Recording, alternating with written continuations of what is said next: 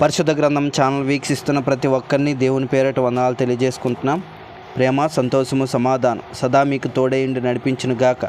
నిన్నటి దినాన విలాప వాక్యములు 3వ అధ్యాయం చదువుకున్నాం. ఈరోజు విలాప వాక్యములు 4వ అధ్యాయం చదువుకున్నాం. బంగారము ఎట్లా మందగిలినది, మేలిమి బంగారం ఎట్లా మార్చబడినది, ప్రతి వీధి మొగ్గను ప్రతిష్ఠితమైన రాళ్ళు పారవేయబడి ఉన్నవి. మేలిమి బంగారముతో పోల్చదగిన సియోను ప్రియ కుమారులు ఎట్లా కుమ్మరి చేసిన మంటి కుండలుగా ఎంచబడుచున్నారు. నక్కలైనను చంచిన తమ పిల్లలను పాలిచ్చును. నా జనులు కుమారి ఎడారిలోని ఉష్ణప్రక్షి వలె క్రూరులా రాయును. దప్పిచేత చంటి పిల్ల నాలుక వాని అంగిటికి అంటుకొనును. పసిపిల్లలను అన్నమడుగుదురు, ఎవడును వారికి పెట్టడు. సుకుమార భోజనము చెయ్యువారు దిక్కులేక వీధుల్లో పడి ఉన్నారు. రక్తవర్ణ వస్త్రములు తొడిగి పెంచబడిన వారు పెంట కుప్పలను కౌగిలించుకొనెదరు. నా జనుల కుమారి చేసిన దోషము సొదొమ పాపము కంటే అధికము. ఎవరును దాని మీద చెయ్యి వేయకుండానే నిమిషంలో ఆ పట్టణము పాడు చేయబడును. దాని గనులు హిమము కన్నా శుద్ధమైన వారు, వారు పాల కంటే తెల్లనివారు. వారి శరీరములు పగడముల కంటే ఎర్రనివి, వారి దేహం కాంతి నీలము వంటిది. అట్టి వారి ఆకారము బొగ్గు కంటే నలుపాయను. వారి వీధులలో చూచువారు వారిని గుర్తుపట్టజాలరు. వారి చర్మము వారి ఎముకలకు అంటుకొని ఉన్నది, అది ఎండి కర్ర వంటిదాయను. క్షామహతులు భూఫలములు లేక పొడవబడి క్షీణించిపోయెదరు. ఖడ్గహతులు క్షామహతుల కన్నా భాగ్యవంతులు. వాత్సల్యము గల స్త్రీలు చేతులు తాము కనిన పిల్లలను వండుకొనెను. నా జనుల కుమారికి వచ్చిన నాశనములో వారి బిడ్డలు వారికి ఆహారమైరి.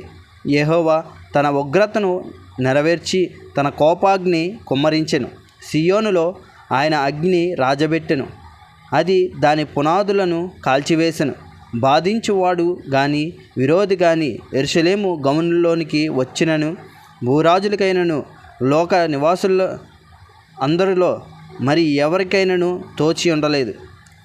దానిలో నీతిమంతుల రక్తము ఓర్చిన దాని ప్రవక్తల పాపములను బట్టి, దాని యాజకుల దోషమును బట్టి జనులు వీధుల్లో అందుల వలె తిరుగులాడెదరు. వారు రక్తము అంటిన అపవిత్రులు, ఎవరును వారి వస్త్రములను ముట్టకూడదు. పొమ్ము అపవిత్రుడా, పొమ్ము ముట్టవద్దని జనులు వారితో అన్నిరి. వారు పారిపోయి తిరుగులాడుచుండగా అన్ని జనులైన వారు ఇకను వారిక్కడ కాపురం ఉండకూడదని చెప్పుకొనిరి. యెహోవా సన్నిధిని వారిని చెదరగొట్టెను, ఆయన ఇక మీదట వారిని లక్ష్యపెట్టడు. యాజకుల ఎడల జనులు గౌరవము చూపకపోయిరి, పెద్దల మీద దయ చూపకపోయిరి. వ్యర్థ సహాయము కొరకు మేము కనిపెట్టుచుండుట మా కనులు క్షీణించుచున్నవి. మేము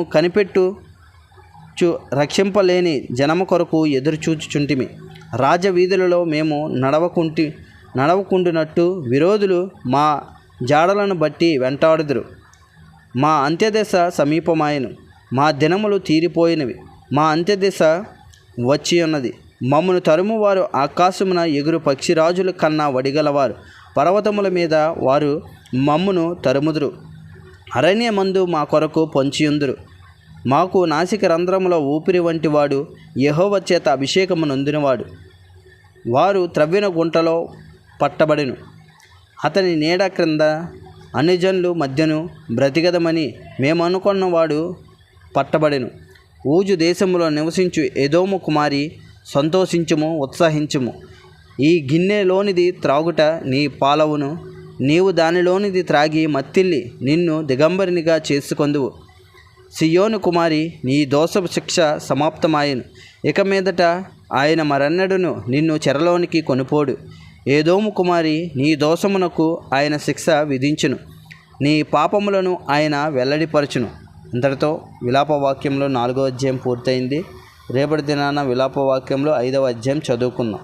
ప్రేమ, సంతోషము, సమాధానం సదా మీకు తోడేండి నడిపించునుగాక. ఆమేన్.